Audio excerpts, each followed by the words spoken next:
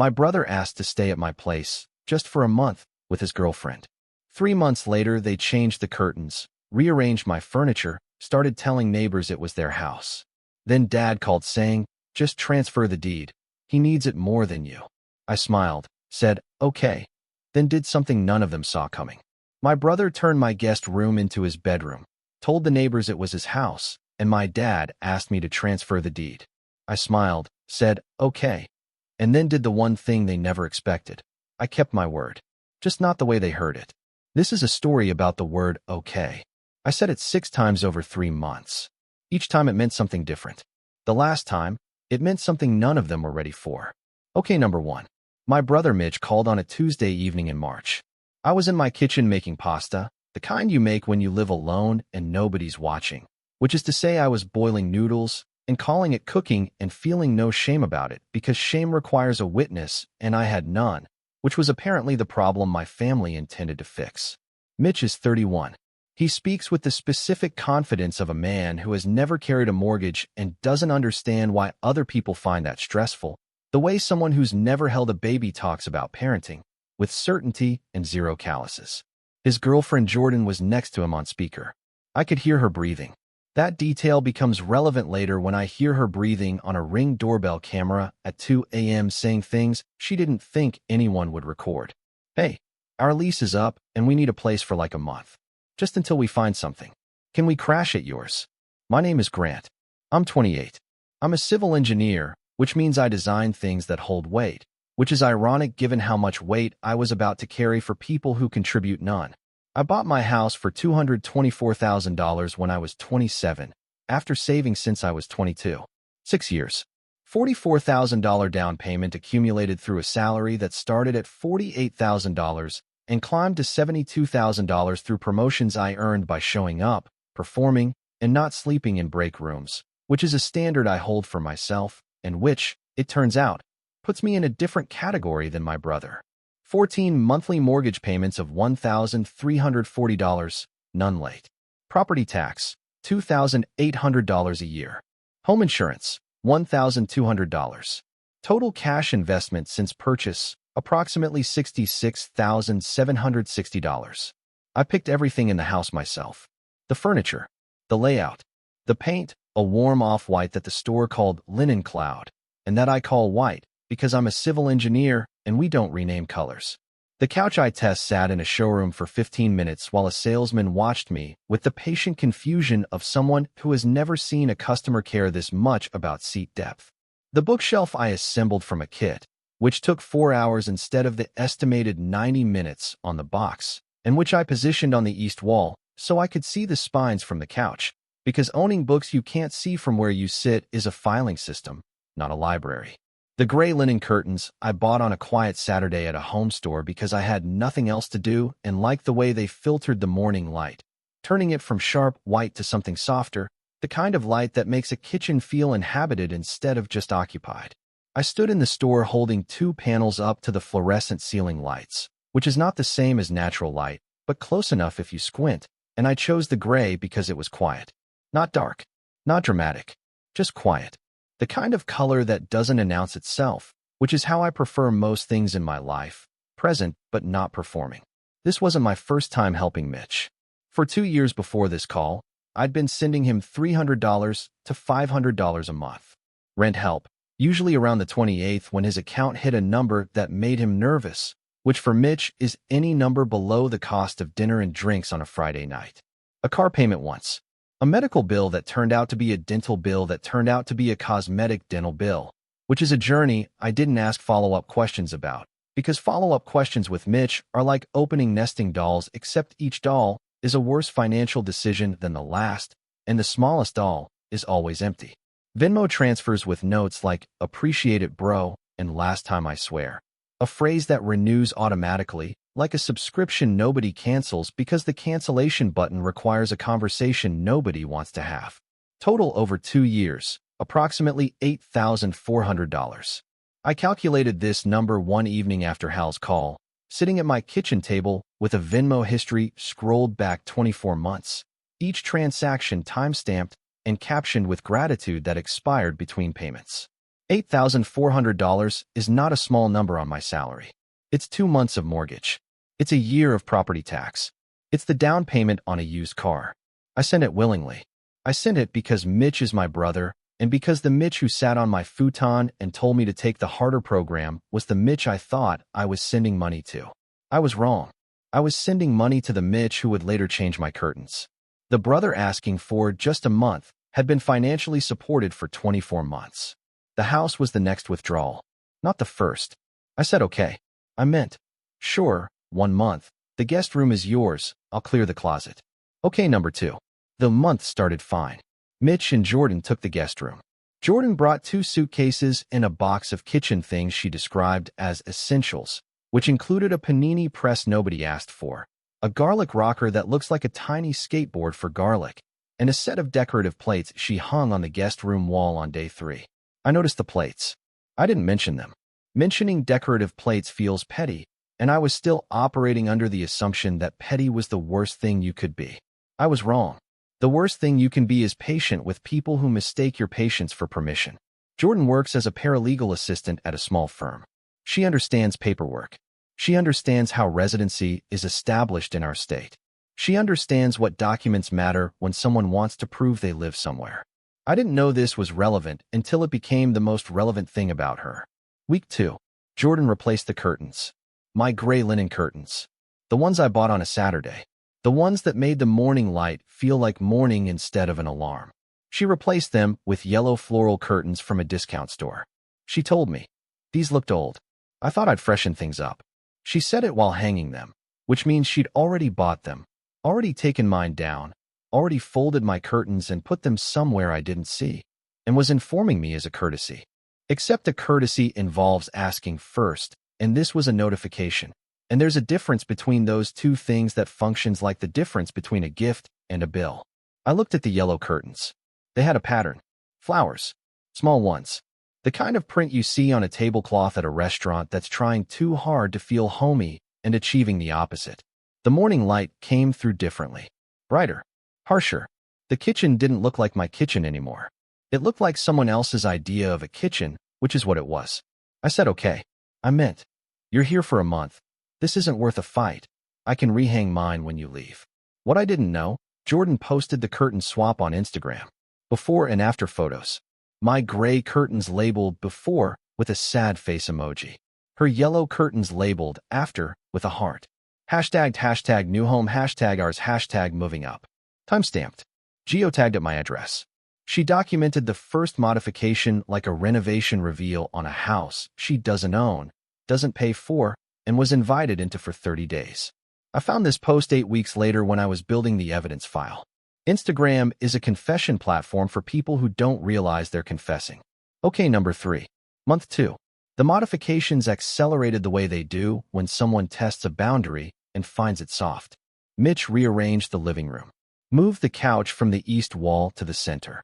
Rotated the bookshelf 90 degrees so the spines face the wall instead of the room, which means you can no longer read the titles while sitting on the couch, which might seem like a small thing unless you're the kind of person who bought those books individually over 6 years and arranged them so you could see them from the couch, because that was the point of having them, which Mitch would know if he'd ever asked me why the bookshelf faced that direction, which he didn't. He said, the flow was off. This is better. The flow. In my house. That I designed. That I arranged over 2 weekends after closing, moving furniture by myself, sweating through a t-shirt in August, positioning the couch by the east wall, because the morning light hits it there, and I like reading with morning light on a Saturday, which is a preference Mitch would describe as weird, and I would describe as mine. Then the Ring doorbell. Mitch installed it on a Wednesday afternoon while I was at work. Drilled into my front door frame. The drill left a small chip in the paint I'd applied myself during the first week of ownership, a detail nobody else would notice and which I noticed immediately, because I painted that frame with a brush at 7 a.m. on a Tuesday before work because the previous owner left it scuffed, and I don't leave things scuffed. Wired to my outlet. Connected to my Wi-Fi. Registered in his name. His email. His account. He said, security upgrade. You're welcome. Every notification went to Mitch's phone. Every Amazon delivery. Every neighbor dropping off cookies. The mail carrier. A city inspector about a sidewalk issue who rang the bell and spoke to Mitch, not me, about my property, because the doorbell answered in Mitch's name. The Ring doorbell, presented as a gift, was a communications intercept. And I know that sounds dramatic. But the person who controls who talks to your door controls who thinks they live behind it. Ask Mrs. Huang. Jordan added herself to the water utility on day 18. Mitch to electric on day 12. Gas on day 22. Each time, they called the company claiming to be co-residents. The utility company requires verbal authorization from the account holder for additions. When I later called to check, the representative read back the addition history and said, no authorization call from the account holder was logged for any of these additions. We'd like to flag this. She flagged it as potential identity-related fraud. I thanked her. She said, in the tone of someone who has processed this exact call more times than a person should, you're the fourth one this month. Jordan's helping with billing was unauthorized access to accounts I opened with my name and my social security number. It was efficient. It was illegal. It was Jordan. I said okay to the doorbell. Okay to the flow. Okay to things I didn't know were happening to my utility accounts. I meant, you're leaving soon. These things are temporary. They were not temporary. They were infrastructure. Okay, number 4. Before I tell you about month 3, I need to tell you about Mitch at 22. Because without this, he's just a villain, and villains are easy to hate, and hating Mitch is not the point. The point is that I loved him and he knew it, and he used the specific shape of that love as a floor plan for what he did next. When I was 19 and trying to decide whether to take the civil engineering program or something safer, Mitch drove to my apartment. He brought a 6-pack and a pizza, and he sat on my futon, which was the only seating I owned, and he said, you're the smartest person in this family and the only one too polite to say it. Take the harder program. You'll outlast everyone who doesn't. He said it between bites of pizza, casually, like it was obvious, like he was stating a weather fact. I enrolled the next Monday. That conversation is the reason I'm a civil engineer. That conversation is the reason I could afford the house.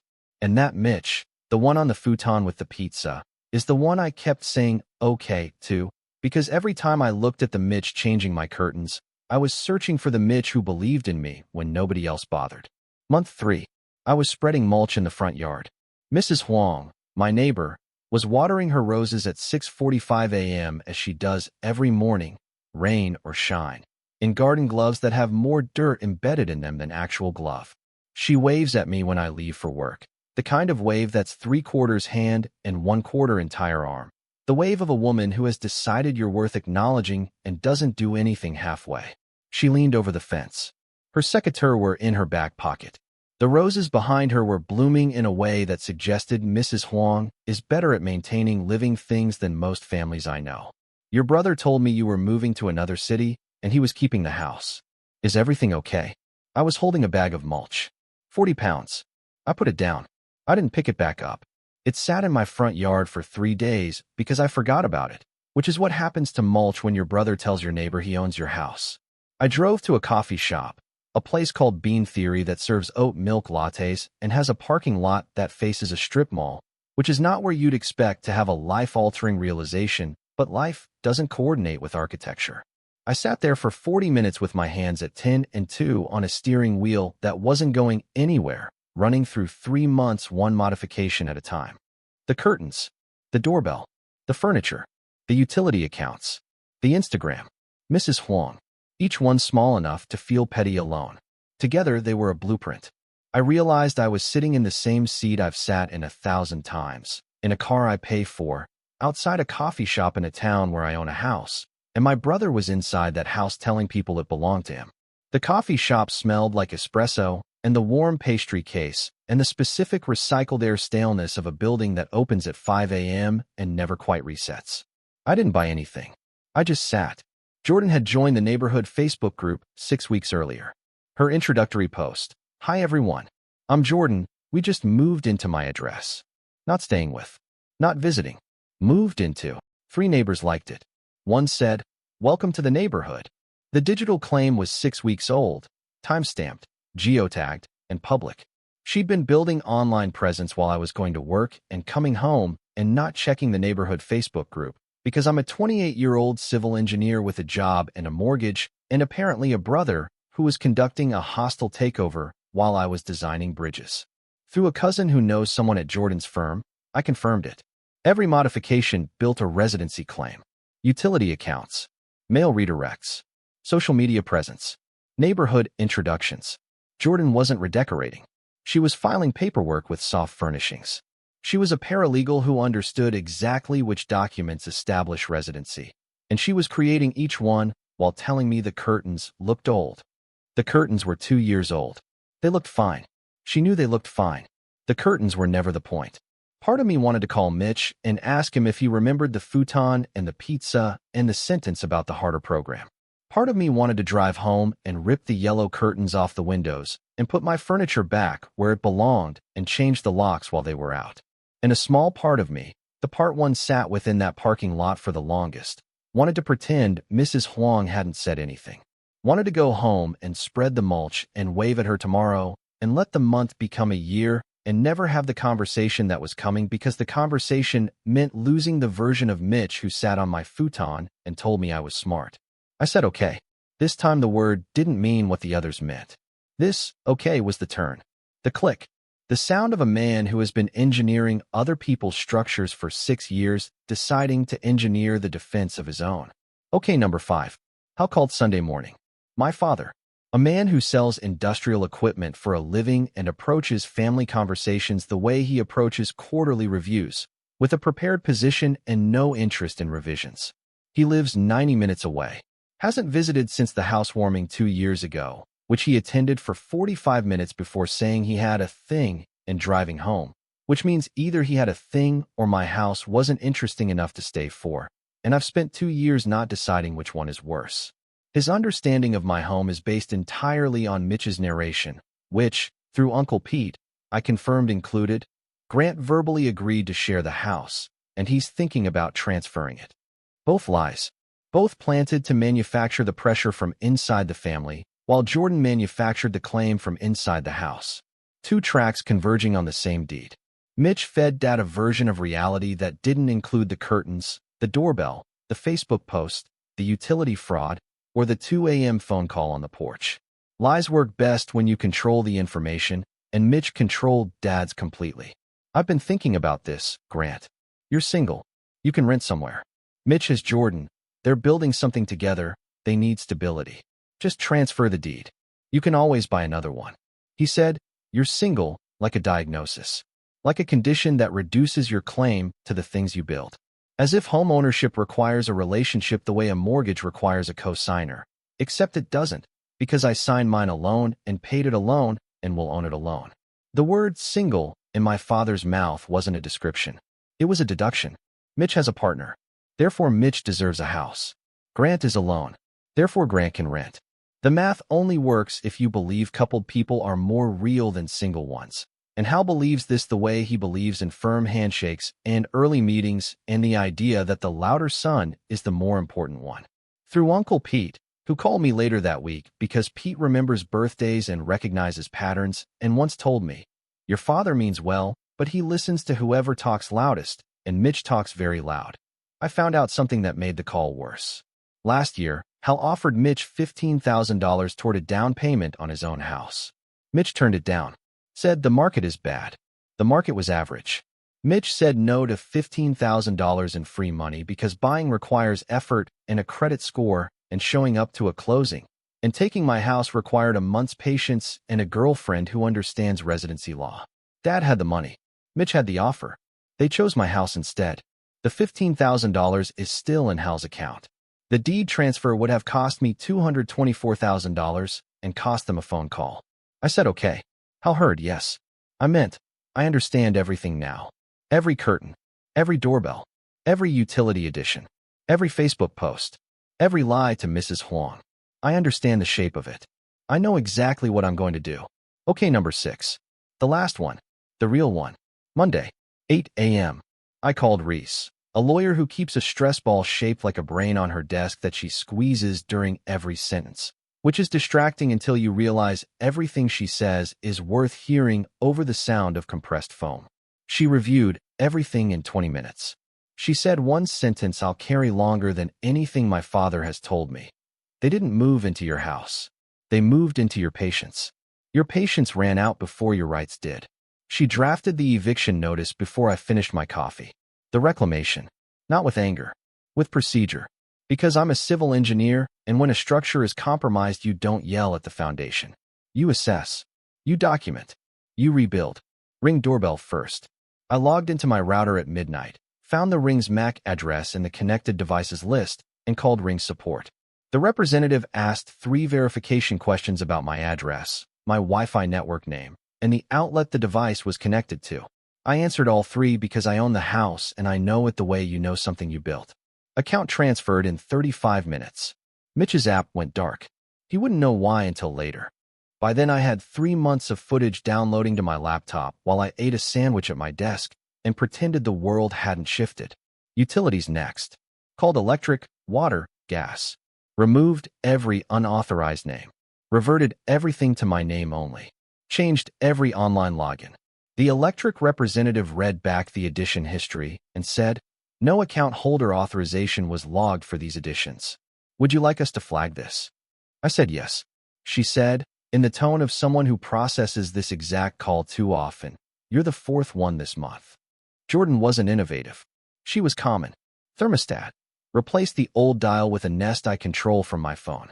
Set to 65. Not punitive. The Department of Energy recommends 68. Mitch and Jordan had been running it at 76 all winter, with every light burning like they were trying to signal aircraft, adding approximately $4,800 to my utility bills in 3 months.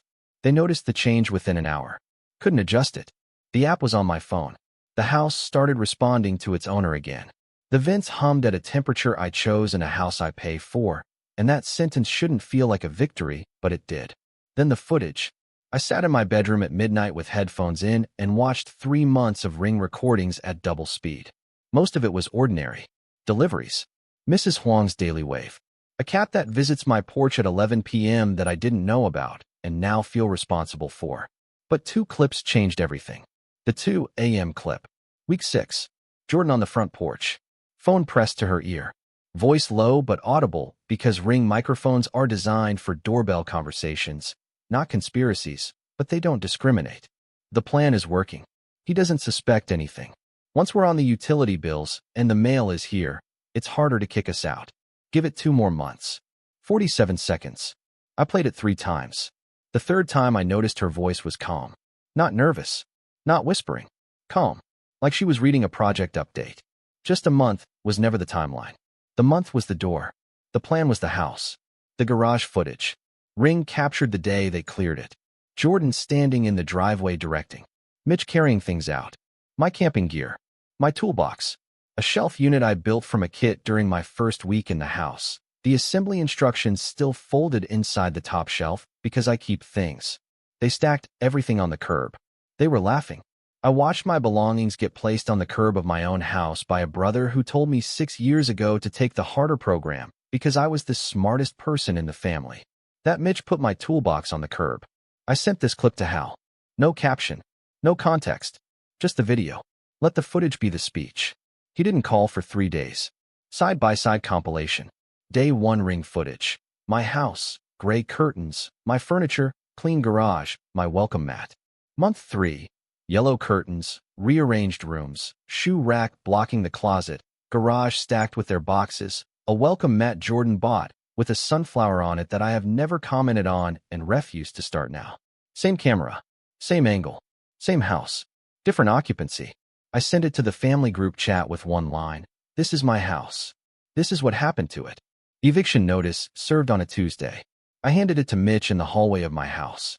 He was wearing socks on my hardwood floor. The floor I paid for. The floor I refinished the weekend after closing because the previous owner had let the finish wear through in the kitchen, and I spent 8 hours on my knees with a sander and a can of polyurethane that smelled like ambition and chemical burns. He took the paper. Read the first line. Looked at me. You're serious? The notice is dated. You have 30 days. He laughed. Not a nervous laugh. A confident one. He told Jordan, he's bluffing. Jordan agreed. He said okay to everything. He's a pushover. They didn't pack. Didn't browse listings. Didn't call a single landlord. They sat in the living room they rearranged. Under curtains they chose, on furniture they moved, and waited for me to fold. On day 14, Mitch texted, "We're not leaving. Sue me." I screenshot it. Sent it to Reese. She squeezed the brain. She said, "That's helpful. Thank him for me." Jordan called my office on day 16. Told the receptionist I was harassing a pregnant woman and illegally evicting tenants. Jordan is not pregnant. The receptionist transferred the call to Doug, the office manager, a man who has been divorced twice, keeps a photo of his daughters on his desk that he turns to face visitors during meetings, and recognizes certain patterns the way a seismologist recognizes tremors before anyone else feels the ground move. Doug listened. Then he called me into his office. He said, "Take whatever time you need for the legal stuff. And tell your brother's girlfriend that calling someone's workplace about a personal matter is a choice that leaves a mark. I've seen it. The mark doesn't wash off." Week 3. Hal drove the 90 minutes. First visit in 2 years. He walked through the house slowly. The way you walk through a place you're seeing for the first time, even though you've been there before, because the last time the curtains were gray and the furniture was where it should be and the garage had my things in it instead of someone else's boxes. He saw everything. The yellow curtains. The shoe rack blocking the closet. Their clothes filling the guest room closet. Their food taking up 3/4 of the refrigerator. Their boxes stacked in the garage where my camping gear used to be.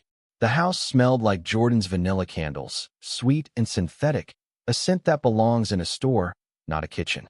He was quiet for a long time, standing in my kitchen, under curtains he'd never seen, in a house he recommended I give away based on phone calls from the son who was taking it. The refrigerator hummed. A car passed outside. Mrs. Huang's sprinkler clicked on next door. All the sounds of a neighborhood that knows who owns this house, even if my father forgot. He said, "I didn't know it was like this." I said, "You didn't ask." He stood there. I let the sentence sit. I didn't explain it. Didn't add context. Didn't soften it. "You didn't ask" is 4 words, and it contains the entire story. The curtains, the doorbell, the utility fraud, the Facebook post, the neighbor lie, the deed request. All of it happened because nobody asked. Nobody asked when they moved in. Nobody asked when they changed things. Nobody asked me whether I was okay with any of it. They asked me to say okay. They never asked what okay meant. He drove home. Called me the next day. Didn't mention the deed. Didn't apologize. Didn't explain. Just called to ask how I was doing, which is a question he hasn't asked in 2 years, and which arrived approximately 89 days too late, but still arrived. And I'm still deciding what to do with it. They left on day 26. The apartment they found required move-in by the 28th. Their first rent payment in 3 months. Jordan packed her yellow curtains carefully into a box labeled home stuff. She left my gray curtains in a garbage bag by the back door. She packed what she bought and trashed what I owned. In my house. On her way out. Even leaving, she treated my belongings as waste, which is consistent with how she treated everything in the house that wasn't hers, which was everything. Mitch sent one text after. "You chose a house over your brother." I read it in my kitchen. Typed a response about the futon and the pizza and the 6-pack and the sentence about the harder program. About $8,400 in Venmo.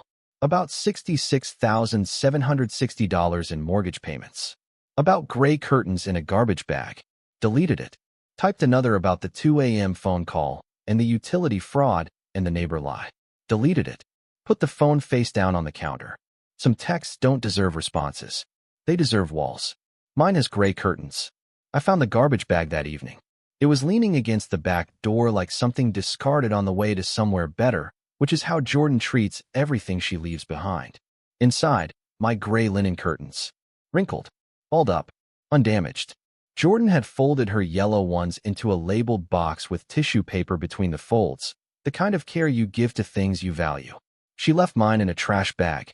I stood in my kitchen holding the bag, and I thought about the Saturday I bought them, the fluorescent lights in the store, the way I held them up and chose the gray because it was quiet. I thought about Jordan's Instagram post, the sad face emoji over my curtains, the heart over hers. I thought about the word okay, and how many times I said it and how many meanings it carried and how not one of those meanings was, I'm okay with this. I washed them, hung them on the drying rack in the laundry room, which is a closet with a rod and a vent that I installed myself because the house didn't come with adequate drying space And I don't use a dryer for linen because linen shrinks, and I know this because I read the care label, which is a level of attention that some people call excessive and I call knowing what you own. Saturday morning. Same hooks, same windows, same fabric. I hung them in the morning before the light fully arrived, which means I hung them in the dark and waited, which is either patience or ceremony, and I'm not sure which one applies, but both feel right. The light came through. Softer, gray filtered. The kitchen looked like my kitchen again. The counter was clear. The shoe rack was gone. The furniture was back where I'd put it 2 years ago. The bookshelf spines faced the room. Mrs. Huang waved at me through the window at 6:45 a.m. Same wave. 3/4 hand. 1/4 arm. I waved back. She didn't ask about Mitch. Didn't ask about Jordan. Didn't ask about the curtains. She just waved, which is the only thing I've wanted from anyone in this story for 3 months. To be seen by someone who doesn't want anything from what they see. The Ring doorbell stays. In my name. Every notification, my phone. The device Mitch installed to claim the house now protects it. Every time someone rings the bell, the notification comes to me. Every delivery. Every visitor. The surveillance tool designed to steal my home is now the lock on the door. The thermostat reads 71. My number. My temperature. The guest room has a lock on it now that it didn't have before. I installed it on a Sunday. It took 8 minutes. The lock is not for guests. It's for the word, okay, which will never again mean what it used to mean in this house. Through Uncle Pete. Mitch and Jordan are in a 1-bedroom across town. $1,340 a month. Their first lease payment in 3 months. The yellow curtains don't fit the new apartment's windows because the windows are a different size, which is what happens when you take things from someone else's house and try to put them in yours. They don't fit, and that applies to curtains and also to the idea that you deserve the house they came from.